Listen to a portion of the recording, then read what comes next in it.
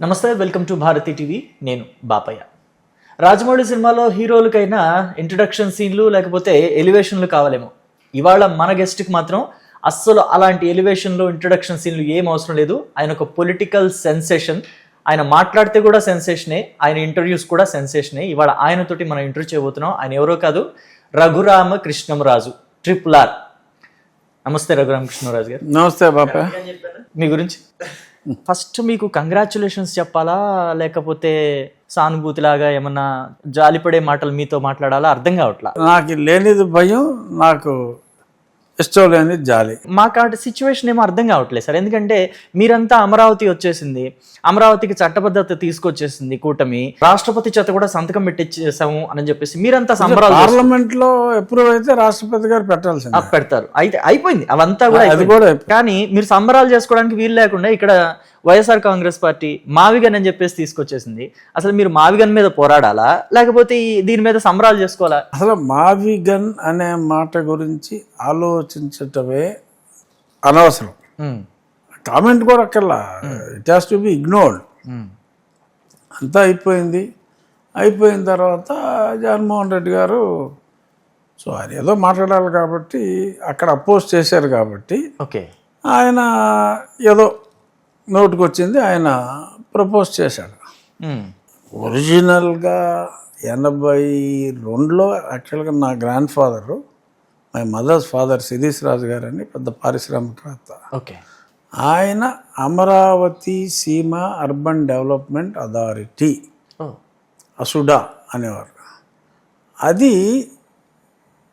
Start చేసి అది start అయినప్పుడు దాని ఫస్ట్ చైర్మన్ ఆయన.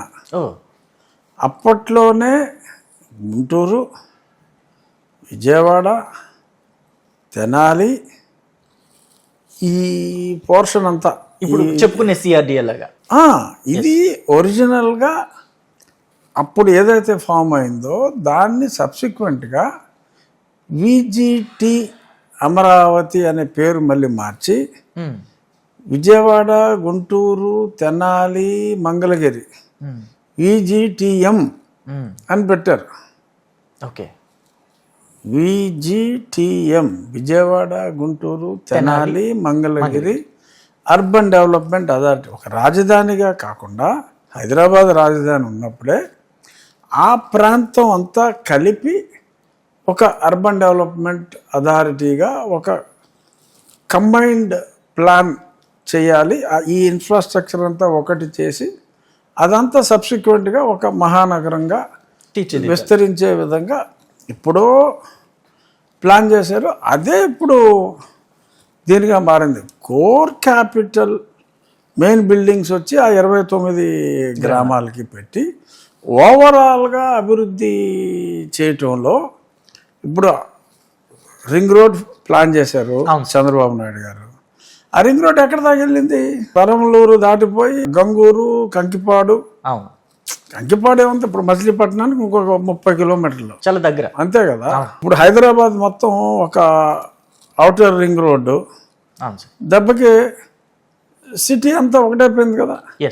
యాక్సెస్ ఈజీ అయిపోయి అటువంటి యాక్సెస్నే చంద్రబాబు నాయుడు గారు ఆయన విజ్ఞప్తితో అద్భుతంగా ప్లాన్ చేసి కోర్ క్యాపిటల్ ఒక చోట ఉండేలాగా ఆ కోర్ క్యాపిటల్ని 9 విభాగాలుగా ప్లాన్ చేసి హాస్పిటల్స్ అన్నీ, అంటే మేజర్ హాస్పిటల్స్ అన్నీ ఒక దగ్గర, హైకోర్టు, లా సిటీ అని ఆ కోర్టుకు సంబంధించినవి, సబ్ కోర్టులు ఏమన్నా ఆ ప్రాంతం ఉన్నాయి, ఆ న్యాయమూర్తుల ఇల్లు, ఆ న్యాయవాదులకి ఏమన్నా ఇచ్చిన ఇన్ఫ్రాస్ట్రక్చర్ అంతా ఒక దగ్గర.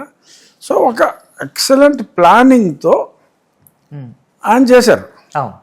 కోర్ క్యాపిటల్ 29 గ్రామాల పరిధి, ఓవరాల్గా అర్బన్ డెవలప్మెంట్ ఇన్ఫ్రాస్ట్రక్చర్ అంతా ఉండే విధంగా, ఇంటర్ కనెక్టివిటీ ఉండే విధంగా ఇటు ఆల్మోస్ట్ నందిగామ, జగ్గైపేట దాకా కూడా ఇప్పుడు మీకు విజయవాడ కమిషన్ రేట్లోనే వచ్చింది.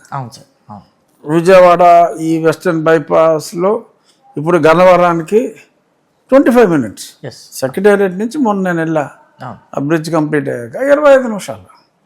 సో ఇదంతా కూడా మాస్టర్ డెవలప్మెంట్కి ప్లాన్ చేశారు. ఏదైతే ఈయన ప్లాన్ చేశారో ఆ మొత్తాన్ని రాజధాని అని మావిగన్ అని ఏదో నోటికొచ్చిన పేరు అతను పెట్టాడు. అవును. బట్ అల్టిమేట్గా core capital and extended capital region CM గారు ప్లాన్ చేసింది అదే. మావిగన్ అనే దాన్ని తీసుకురావటం, దాని వెనక ఇంకొక రీజన్ ఏదో ఉంది.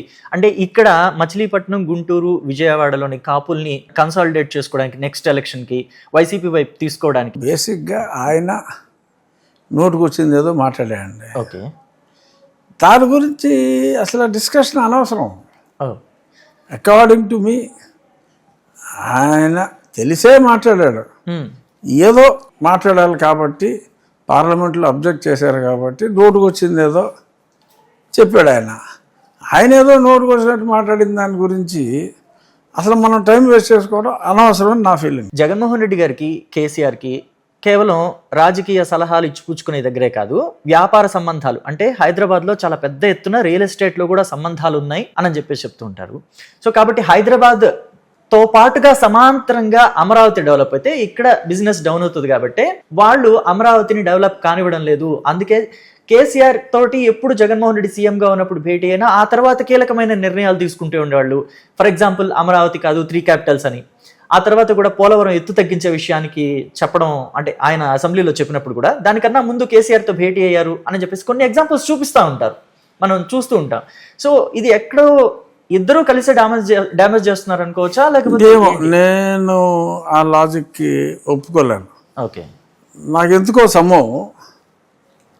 నాకు రేవంత్ రెడ్డి గారు అంత ఇష్టం, ఓకే, కేసీఆర్ గారు అన్నా నాకు అంతే ఇష్టం. నేను ఎక్కువ సార్లు కలవాల రేవంత్ రెడ్డి గారు, నేను చాలా మంచి మిత్రులు, పార్లమెంట్లో కలిసే ఉన్నాం, దానికి ముందు నుంచి ఎప్పటి నుంచో బాగా క్లోజ్. కేసీఆర్ గారు నేను ఒక 7-8 సార్లు ఏదైనా ఫ్లైట్లో లేకపోతే ఏదన్నా ఫంక్షన్స్లో నమస్కారం అంటే నమస్కారం అనుకుంటాం కన్నా ఎక్కువ పరిచయం లేదు. కానీ ఆయన అంటే నాకు గౌరవం. సంకుచిత స్వభావి కేసీఆర్ గారు అని ఏమో, I may be right are wrong, but నాకు ఎత్తుకను ఐ పర్సనలీ అడ్మైర్ హిమ్. అంటే ఆంధ్రప్రదేశ్ మీద ఇటువంటి నీచ రాజకీయాలు చేయవలసిన అవసరం ఆయనకి ఉంటుందని నేనైతే అనుకోవట్లా. ఓకే. అంటే బీఆర్ఎస్ రాజ్యసభ సభ్యులు కూడా రాజ్యసభలో ఆమోదం తెలిపారు అమరావతికి. ఇప్పుడు ప్రస్తుతానికైతే తెలుగుదేశం పార్టీకి చంద్రబాబు నాయుడు గారు ఉన్నారు. మరి రాబోయే రోజుల్లో నెక్స్ట్ పార్టీని లోకేష్ ఏ స్థాయిలో లీడ్ చేయగలుగుతారని మీరు అనుకుంటున్నారు? డెఫినెట్గా he can do an excellent job. Okay. ఆయన ఆల్రెడీ ప్రూవ్ చేసుకున్నాడు. నాయకుడికి ఏంటంటే ఆ పరిధి పెరగాలి. ఆ పరిధి విస్తృతంగా ఆయన లోకేష్ గారు పెంచుకుని ఆ ప్రయత్నంలో ఆయన ఉన్నారు. Is doing an excellent job. Okay. So డెఫినెట్గా he can continue the legacy. Okay. Chandrababu garu లాగా హార్డ్ వర్కర్, ఓకే, ఏదో నేర్చుకోవాలనే తపన ఉంది. ఆయన ఇంప్రూవింగ్ మనం చూడొచ్చు హౌ ఏ ట్రాన్స్ఫార్మ్డ్ హిమ్సెల్ఫ్. 5 సంవత్సరాల క్రితం చూసిన దానికి 4 ఏళ్ళు 3 ఏళ్ళ క్రితం చూసిన దానికి. సో ఆ transformation is very rapid and fast. Okay.